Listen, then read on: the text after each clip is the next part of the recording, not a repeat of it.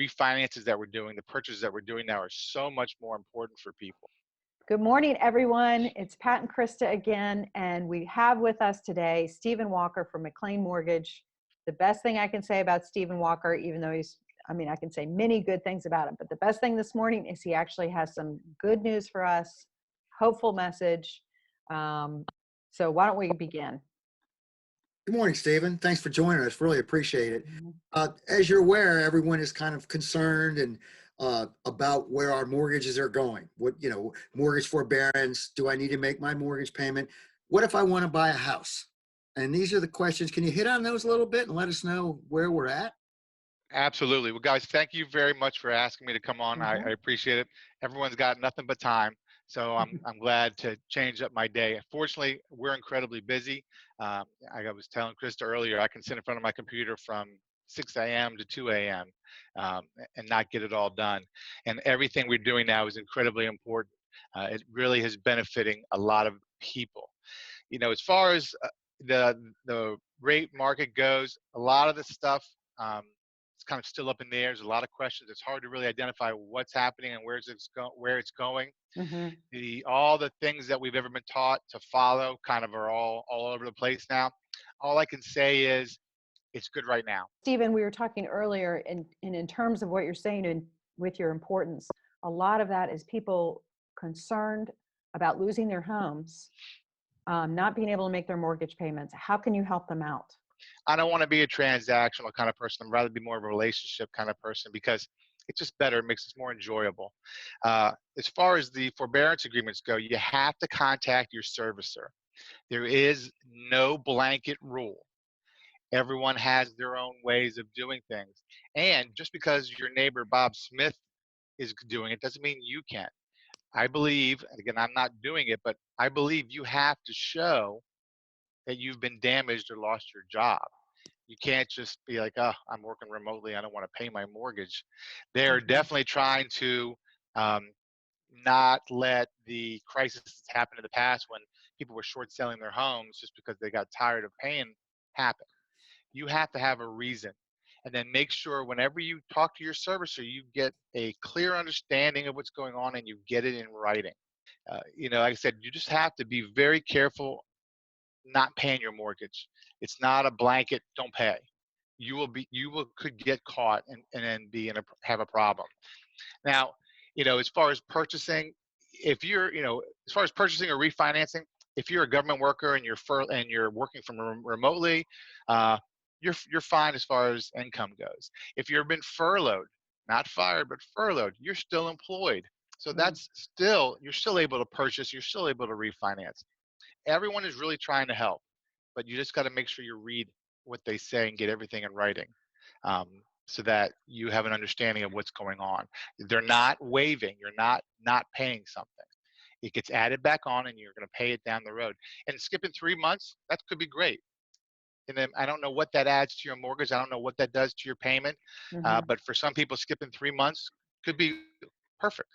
Yeah. Could really be a benefit to them. So that you and Pat just give right information. I try to give everyone just the correct information so that they can make their own decisions. And I'm not a high pressure kind of, hey, you got to do this now. I need you to do this now. If you are rate sensitive and you want to do something, I'll tell you, hey, the market's great. You need to do something now. But other than that, there's no wrong answer from your side. I'm just trying to give you as much information as possible. There is great opportunities out there. So the market isn't dead. We just all have to be careful in what we're doing, and everyone can still thrive, on both sides of our business. Well, on the information side, you're absolutely correct. Now that we have more time to do research, the more research I do, the more confused I become. And that's why I contact you 4 times a week to get right. Find out where the proper information is coming from. I was reading the other day that one of the major lenders has gone to 20% down, 750 credit score. What's happened is the market had dropped. there's been a glut on the market of so much business that the investors, the big banks, didn't want to take it anymore, couldn't handle anymore. They're just overwhelmed right this second. So they've been keeping their rates, and they've changed their guidelines to slow down some of that business. So Fannie and Freddie are basically our primary investors that everyone's going to, and Right. Fannie and Freddie is best at under the conforming limits of 510 of where I've seen it right this second. So when Wells Fargo and Chase, whoever the big banks are, they're just changing their guidelines uh, to make it more restricted, because they are thinking they're just some kind of bean counters. They are thinking that the people with the more money down, higher credit score, are less likely to default. Mhm. Is what they're saying. Or also, let's add that they have a higher chance of selling it on a secondary market for more money. Correct. Yeah, but and then that's the problem. Also, that Oh no yeah, one's buying. No one's buying like that type of stuff. yeah, So we all have to be careful, with those type of things. With the Fed dropping the prime rate, yeah. that is to uh, help the economy and to boost up the stock market, which then at times can be counterproductive to mortgages. So I have a million people call me saying, "Hey, I heard the Fed dropped it to zero. I need to refinance my house." It's completely different.